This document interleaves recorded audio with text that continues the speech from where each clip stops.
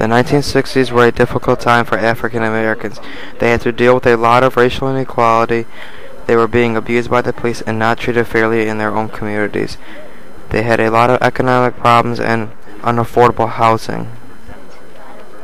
The African Americans in 1967 were on the breaking point of rioting. The slightest bit of police brutality could burst out a riot. This is exactly what happened Sunday, July 23rd, 1967, in the city of Detroit.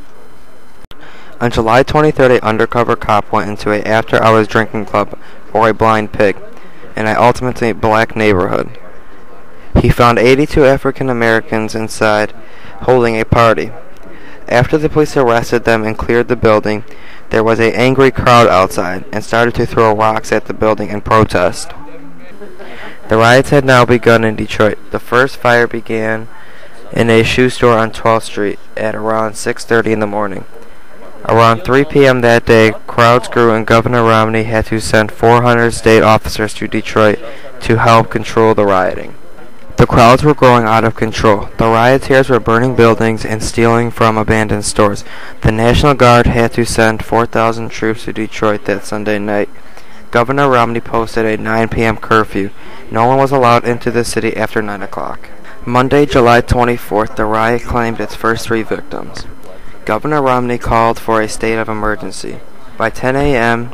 that day, 800 stores had been burned or broken into. All gas stations were ordered to turn off their pumps. The city was unnoticeable. 11:56 a.m. July 24th, President Lyndon Johnson went on national TV to explain the horrible events that are going on in Detroit. The death toll is now 16 people, and the city of Detroit is in tragic state. Tuesday, July 25th, the Detroit Tigers had to postpone their World Series game because of the rioting in Detroit. The death toll has now reached 26 people. Friday, July 28th was the final day of rioting. 7,200 people were arrested and 1,200 were injured. And the death toll was now 43 people dead. The youngest of the 43 was a 4-year-old African American girl who was killed in her home and was being burned down. After all of this rioting, I don't know what was accomplished by doing all of this harm and burning down the city of Detroit, but the Detroit Free Press found out that the main cause of the rioting was police brutality and inequality.